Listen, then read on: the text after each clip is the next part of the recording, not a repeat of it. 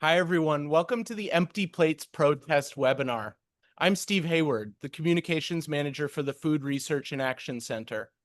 We expect this webinar to run about 30 minutes. We are recording the presentation and will send the recording in a follow-up email. Closed captioning is available. To turn captions on, click the Show Captions button in the bottom taskbar and select English as the spoken language. With that, I'll pass it off to Debbie Weinstein, Executive Director of the Coalition on Human Needs. Take it away, Debbie. Thank you so much, Steve, and welcome everyone. Thanks for joining at a critical time for our nation and our people. As you know, this week and next, Congress is considering unprecedented harsh cuts that will deny health care and food to millions of people, cost lives, uh, damage our economy, and all to give tax breaks to the rich and to further empower attacks on our immigrant neighbors. When people of conscience face such threats, we take action. So thank you for being here to join in that action, both to focus attention on the harms and to do everything we can to persuade lawmakers that they need to vote no. Our Empty Plates Fast is one such action. You can join with people so far, at least the last time I looked, in 38 states. So far, they're fasting in the way we're doing the empty plates are representing more than 208,000 people. Maybe if you click on that, you will see that it's gone up a little bit. I hope so, or maybe you can help that. But those 208,500 people would be harmed by this reckless bill. So in the next half hour, I want to turn very quickly so that you can hear from experts who are going to tell you briefly about the nutrition, health, and education impacts. We're going to close with the moral dimension, which is kind of what we're all about here, and the practical actions we hope you'll take. So I'm going to start by welcoming warmly Gina Platanino, who's SNAP Deputy Director of the Food Research and Action Center. She's going to tell you about the nutrition impacts. Thank you, Debbie. And like you said, this is one of many. Individuals don't live in one thing. It impacts all of us. Even if we're not on SNAP, Medicaid, or utilizing the services, it will impact all of us because it'll be less resources for states and local communities. So let's walk through what's at stake quickly. First, the bill restructures the way that SNAP is funded. Today, SNAP operates as a federal entitlement program where it covers 100% of federal food benefits and shares administrative costs equally with states. Under the proposal in the House and in the Senate, there's been a lot of drama in the parliamentary of what will be the final, but we do know that some sort of language will be that starting in fiscal year 28, they will be required to pay at least 6%, and we'll see up to how much a benefit cost, depending on their error rates. This will mean, if we were looking at states today, the majority of states and territories, based on current data, will be forced to shoulder a large percentage of SNAP costs. At the same time, the federal match for administrative costs will be cut in half, dropping from 50% to just 25%. So that means 75% of administrative costs, and states will have to pay millions of dollars extra for these benefit allotments, in addition to more food insecurity, higher food prices because of tariffs, higher rent, and this may mean homelessness for individuals as they have to choose between eating and paying their rent and also looking at utilities. Other sort of costs from concerns is incredibly problematic is it caps the updates to the Thrifty Food Plan. That means that the SNAP benefits will remain stagnant. And it expands the time limits, these work requirements, to the age of 64.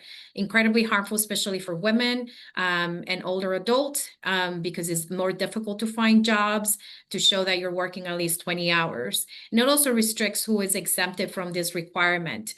The House version has it at 7. The Senate version has it under 9, meaning that parents who were providing for the kids will have to make incredibly hard choices between having less money to eat or leaving their children children unsupervised and in harmful situations if they cannot afford childcare. And we know that childcare costs as much as rent in many states. And none of these provisions come with someone handing a parent, especially single parents, a childcare voucher, or a person who's now going to be exposed to these time limits and can't show enough hours or providing unpaid work, necessary work.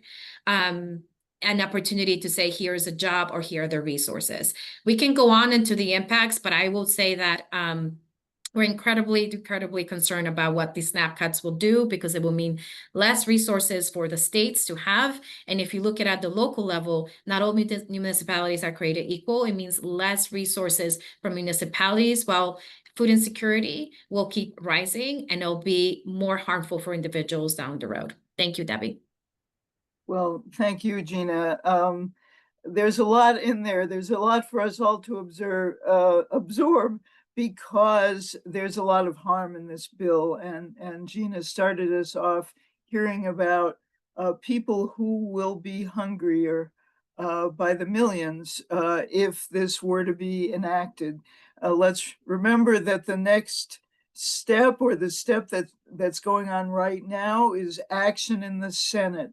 And that action they hope to conclude probably by the end of the weekend. So that's why you couldn't be here at a better time. Now I want to turn to the education consequences of this bill, which are also very serious. And Mark Hulsman, did I do that right? Sort of. Perfect. Oh, good. Who is Director of Policy and Advocacy at the Hope Center for Student Basic Needs at the Lewis Katz School of Medicine. Mark, thank you for making sure we understand about the education impacts. Thank you, Debbie, and thanks, Gina and FRAC, for putting this just crucial conversation forward at what is a crucial time. So I want to build off what Gina talked about in terms of the deep SNAP cuts.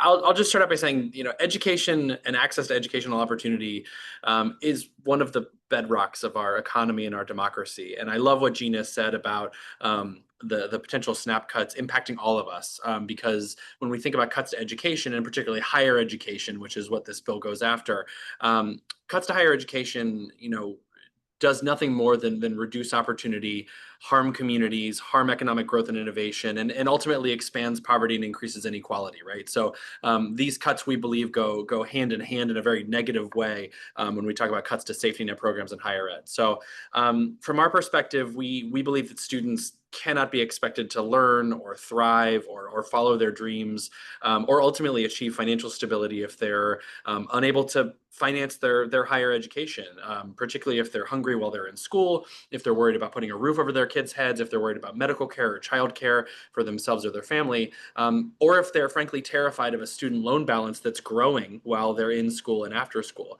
From our research, we know that 3 in 5 students in higher education experience basic needs insecurity related to food and housing. So we believe that Congress needs to do all it can to reduce the cost of attendance for students, expand grant aid so students have an affordable pathway, and frankly, protect them from the consequences of high costs and debt.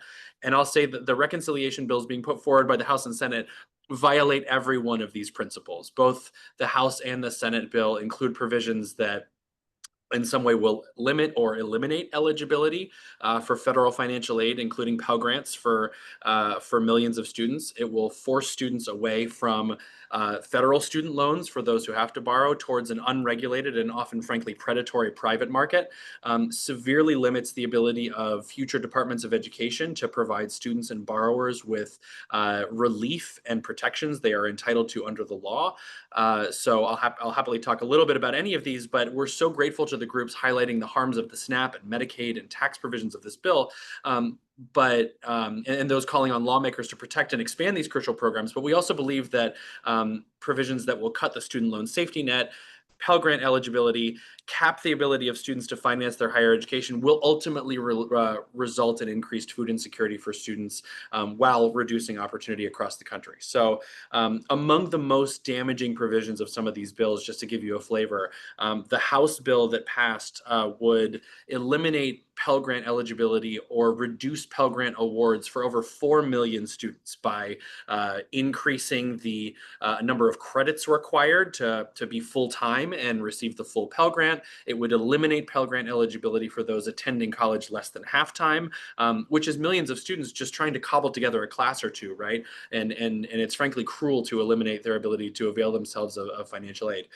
It would eliminate subsidized loans, which would increase interest in the tens of thousands of dollars for students who are low income and take on subsidized loans. It would eliminate eligibility for certain groups of students, including those including populations like many non-citizen populations, including refugees, survivors of human trafficking, people granted asylum, folks who we should be expanding our safety net towards and promoting opportunity to instead of shutting them out. So I'll happily stop there, but there's a million different things, 1,000 paper cuts or whatever metaphor you want to use in this bill in terms of capping the ability of people to borrow, capping parent borrowing for students, eliminating student loan repayment options in favor of less generous plans for those who have to take on debt and will then be paying not just 10 or 20 years, but sometimes 30 years under the new House and Senate bill. So again, there's a lot in here. I'm happy to talk about any of these provisions, but at the end of the day, it all points in one direction, which is reducing opportunity and increasing basic needs and financial insecurity for students. Mark, thank you so much for that. That was really important for us to hear. I am just going to add one thing that is steaming me up, particularly tucked into the tax breaks, the trillions of tax breaks.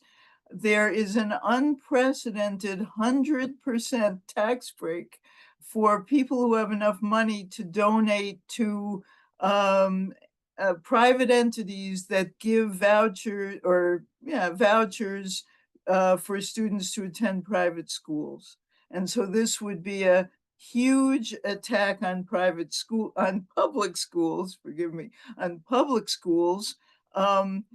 And there is nothing in the federal tax code that does anything like that. You know, if you contribute to your local food bank or something, you get a portion of the money back. You don't get every cent you contribute, but these people would. So it's just another part of the story that you're telling. And I'll shut up now. But if people are mad the way I'm mad, I know you'll take action. But right now, I want to turn to another wonderful expert, Anthony Wright, Executive Director of Families USA. Everybody who's on this call, very fortunate that you're getting to hear from such top experts and advocates. Anthony, tell us about Medicaid cuts impact. Thank you so much. Again, I'm Anthony Wright, Executive Director of Families USA. New to the job, but have been working for 3 decades on this as a state advocate in places like New Jersey and California. I just came back from the Capitol Hill, where I was witness to and did some social media taping of people doing civil disobedience, people in wheelchairs, seniors, others, chanting "no cuts to Medicaid" while they were being zip tied and carried away by Capitol Police. And and I appreciate that is. And why do people do that? That's a way to both show moral urgency and to try to get attention to a really severe bill that's going through the process right now. But I understand that not everybody can be here in DC, and so I'm really proud that so many hundreds of folks have already joined this fast as another way to get attention and to tell their friends, families, and other folks in their circle about the severity of these cuts. And there's probably it's hard to compete amongst the various issues of what's the most severe cuts, but by dollar amount, it is in healthcare. That there is over $800 billion of cuts to Medicaid and another several $100 billion of cuts to the Affordable Care Act, over $1 trillion of cuts to our healthcare system that will impact coverage, costs, care, and specific communities. And so let me just talk about that briefly. On coverage, the Nonpartisan Congressional Budget Office suggests that 16 million people will lose coverage as a result of this law. In many cases, because people will be either pushed or priced out of coverage. In many cases, it's about putting up paperwork burdens, things like semi-annual status reports where people have to actually reapply every 6 months in order to keep their Medicaid coverage. Another provision on work requirements that are really paperwork requirements that force people to document the jobs that in many cases they're already doing, but in some cases it's hard to document. In some cases it just is burdensome and will lead to literally 4 or 5 million people losing coverage. In some cases, it's about making it harder to sign up on the exchanges, and then another piece that goes to the healthcare costs is that while we're extending tax cuts to the billionaires and the corporations, we're not extending the tax credits that have helped 5 million more Americans get covered in the ACA marketplaces. And so as a result, people in the ACA marketplaces will see a spike of hundreds, in some cases, thousands of dollars, on average $700 a person, to basically afford coverage. And that will price a lot of people out of coverage. There's also bureaucratic burdens there in terms of getting rid of automatic enrollment and easy enrollment that many of us enjoy in our employment-based coverage. And so it really is just, again, an effort to price and push out people of coverage, which then generates the savings of hundreds of billions of dollars. So it's an increase in both a reduction in the number of people who are insured, so more uninsured, living sicker, dying younger, one emergency away from financial ruin. It's increased cost sharing on Medicaid patients, $35 up to $35 for a visit, which is more than even some private plans for people who are under the poverty level or at or just above the poverty level. The costs, but there's also another set of cuts. They're just cuts to the system, cuts that then require states or providers to then have to scale back services and benefits, or in some cases close altogether. If you are a rural hospital, if you're a maternity ward, if you're a nursing home, Medicaid is probably your primary provider. You're the biggest thing on your budget item, and if that is cut, and you're already on the edge in terms of finances, you may have to close, you may have to scale back services significantly. So these are impacts that go beyond people who are on Medicaid or on ACA Marketplace. These are cuts that will affect everybody and the healthcare system that we all depend on. And then there's other things tucked in the bill that are specific attacks on immigrant, even legally residing, lawfully present immigrants, on LGBT and especially the T, on women and their reproductive health and the defunding of Planned Parenthood, etc. So this bill, this big bad budget betrayal, is an abomination for America, and that's why it requires the severity of the bill requires a severity of response, and that's why I'm really happy that people are on this call about whether it's a fast, whether it's just getting on social media and banging the drum despite everything else that's going on, that people should pay attention of this and contact our senators. Happy to go into, answer questions at the right time, and a lot of resources are on our website at www.familiesusa.org, but look forward to being in partnership with you on this very important effort. Thank you, Anthony. You certainly did underscore why we are all here. I did put, again, for people who were later arrivals, that you have the Empty Plates protest website, protestfast.org. There's a tremendous amount of information there. Take a look. But now I want to talk, or I'm not going to, but delighted to be introducing Dr. Rishi Manchanda, CEO of Health Begins, for more of the public health consequences. Again, as horrible as it is to say, as one estimate has, 51,000 people will die a year, how many people will go without insurance? But really, there is pretty much no one who is unaffected by this. So, Rishi, thank you for all your work on this and your leadership. Debbie, thank you so much, and thanks everybody for joining. So Rishi Manchanda, I'm a physician, a public health doctor, and have been just inspired by all of the effort and intent right now of those who are fasting, as well as those who are doing everything they can to be able to protest this. So what are the public health and healthcare implications of this bill that will obviously not just impact, as you said, Debbie, coverage for healthcare, but also what it means for the increasing rates of hunger and how that relates to public health in the country. So I'll give a couple of stats building on what you just shared, Debbie. For example, we know that researchers from University of Pennsylvania have estimated that the implementation of these restrictions and these cuts in the bill to Medicaid, to the Affordable Care Act, et cetera, will result in more than 51,000 deaths annually. I want to let that sink in. 51,000 deaths annually. That's 10,000 more people than fit in Nationals Park in DC. It's stadiums upon stadiums right now of people who will die each year because of what the bill is proposing in terms of cuts. That estimate from the researchers at UPenn indicates that these deaths will be caused by loss of Medicaid, the impact on Affordable Care Act coverage, as well as the failures to extend the ACA, enhance ACA premium tax credits, as well as a number of deaths, about 13,000, that will be attributable to impacts on nursing home residents, especially those who rely on Medicaid, due to the rollback of CMS's 2024 nursing home minimum staffing. That's at first blush just unacceptable. We can't let that happen. And as someone who's taken a professional oath and with everybody here who's committed themselves, whether you're a person of faith, of good conscience, or just professional duty, or just being a regular everyday person who doesn't want to see unnecessary suffering, that figure of 51,000 deaths is a huge direct impact that we need to do everything we can to avoid. But there's also, beyond those deaths, we think that's unfortunately going to be the floor and not the ceiling in terms of the harms it's going to have, not just on individuals, but on families and households because of the impact on hunger.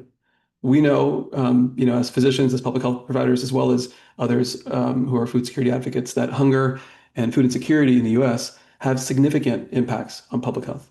They affect both physical and mental well-being. Individuals who experience hunger are at increased risk for chronic diseases, for poor mental health, and for developmental issues, including especially children. So whether it's the direct impact on loss of life because of the drops in coverage for Medicaid, ACA, and the spillover impacts, or it's the harm that's going to result to the public health, to communities, to the health of families because of the increased rates of hunger and food insecurity we'll see, it's clear that these cuts have profound impacts on the most vulnerable. But it's important to note that it's not just the most vulnerable, not just seniors and children and people with disabilities and veterans who are going to be harmed by this.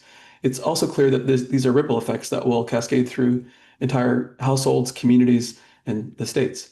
So for example, in 2019, 5 years ago, researchers estimated that the mean annual cost at a county level for healthcare, again, the mean or the average cost for healthcare for counties due to food insecurity was on average about $18 million.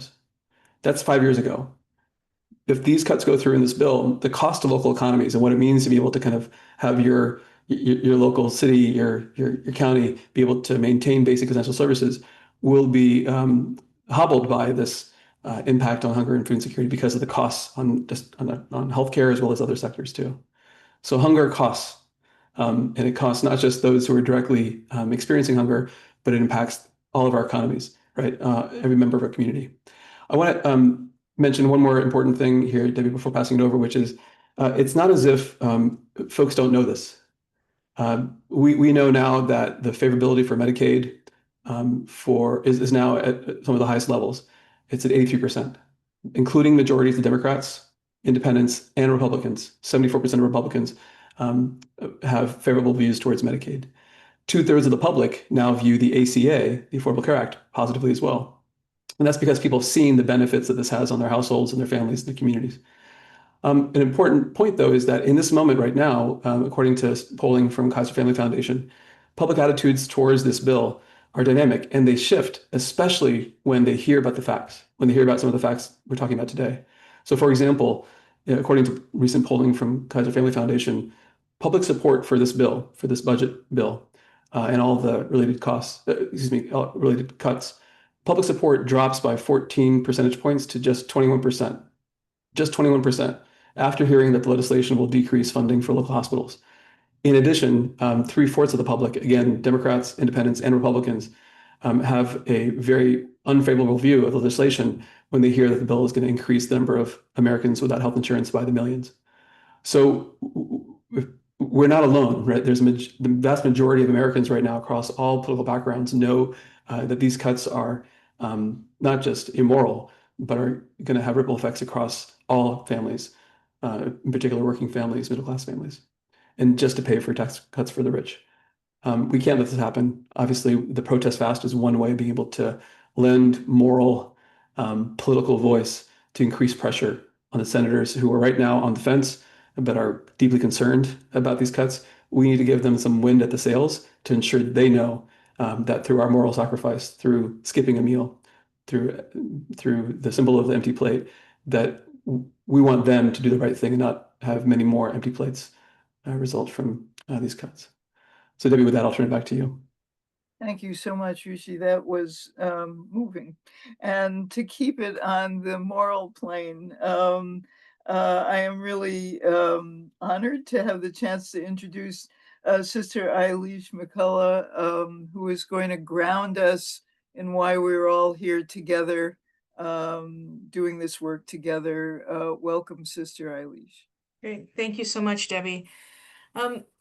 You know, as I begin, as I was thinking about what I wanted to share with everyone today, you know, I'm going to really share from my own tradition, my own faith tradition that really crosses a lot of different areas. And as a Catholic sister, so much of what I do, so much of what the work I do at Network Lobby for Catholic Social Justice, what my sisters, what congregations across the country do, has really been grounded in Matthew chapter 25. And it's, you know, for I was hungry and you gave me food, I clothed you. When you were naked, I clothed you. When you were thirsty, I gave you drink. When you were an alien in a foreign land, I welcomed you. And that action, that simply put action, is what calls us forth is as people of faith, as people of goodwill, to really do the right thing and to ground ourselves in community, and how, you know, this horrific budget reconciliation is stripping away the most basic needs from the people that we care most about. So this is what, as I said, what really propels me into action. It's what calls so many of us forth, what impels us and reminds us that we are required to take care of the people around us. That this is what we are called to do. And it's not just in one town, it's not just in cities. It is everywhere across the country, from cities to the most rural areas of the country. And as a sister in my community reminds me all the time, that she says, you know, when we're doing this work, when we're doing the work of advocacy, that it's always about the people.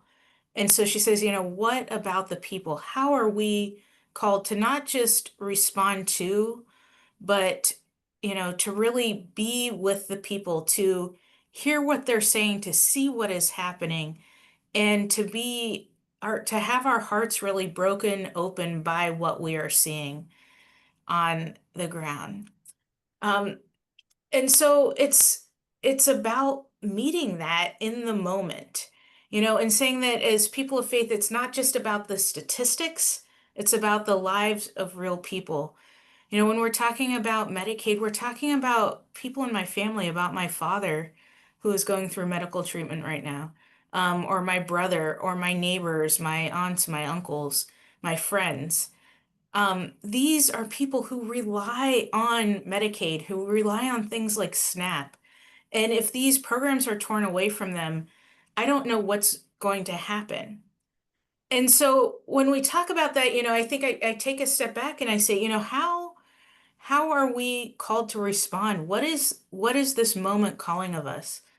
And because what we've heard so much is that it's a moral moment, we know that we can't stay silent. We cannot stay silent, because to stay silent in this moment is to stay silent in the face of injustices that are inflicted upon every single one of us in this country.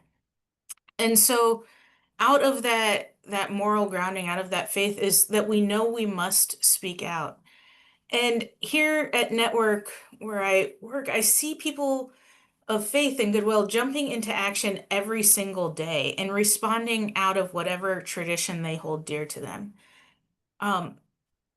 And so we see it in different ways. We see so many people volunteering at food banks or soup kitchens or making donations. And what we're hearing from them is they already cannot meet the need that there is in this country. And because of that, we're saying like these are the messages we have to take to Congress. These are the messages that we must carry with us. If we cannot already meet the needs of the people around us, how are we going to do it when all these programs are gone, when all these necessary programs are gone? And so, what we're saying as faith leaders, as congregations, that we are saying we belong in these communities. We are these communities. We need your help. You cannot strip this away from the most vulnerable people in our communities. In the Catholic tradition, we say that we have what's called a preferential option for the poor. And so that is who is at the front and center of our mind. We do not have a preferential option for the wealthy, for the billionaires. And so it's how do we take that and use that message, that preferential option message, to transform where people are. And I want to share just quickly how this really works across traditions. So just yesterday here in Washington, D.C. and across the country, I was part of a group that coordinated what was called Sisters Speak Out. And it was sisters, associates, partners, friends, allies, from congregations across the country who came to DC to say, like, this is not happening on my watch. I will not stay silent. And I will speak out of what impels me forward. And we had a beautiful rally outside in the scorching heat yesterday morning here in DC, but across the country, there were also echo events. And there were people bringing together all different congregations in their states, different organizations who are bridging divisions between groups that may never work together, and to say, we're going to stand against this together. We are going to move forward together, hand in hand. And I think that is what this moment is calling us to. And it's calling us to do this and to continue to do this, even, after this week, to continue to remind each other that we are in this together, that it is our moral duty to respond, and that we cannot respond a voice here, a voice there, that we must respond together, and we must say that we're doing this with and in the name of all the people that we care most about and the people that we serve alongside. Thank you so much. That was really important, an important grounding in why, in fact, all of the speakers told you what's at stake. Sister Eilish told you what you believe because you're here, why this is all so important.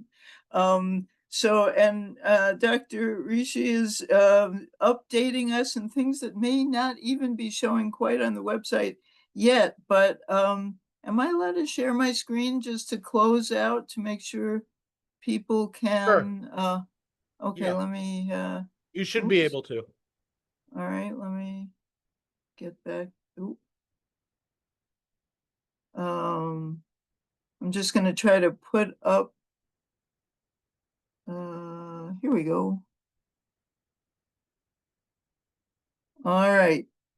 So you should be seeing this website that we keep telling you about, right? I should have scrolled it in the right place. Hungry for Justice. And there are various links where you can pledge to fast. So you can pledge to take this action. I fasted, by the way. I don't get too much credit for it. But I did it Monday and I am well recovered.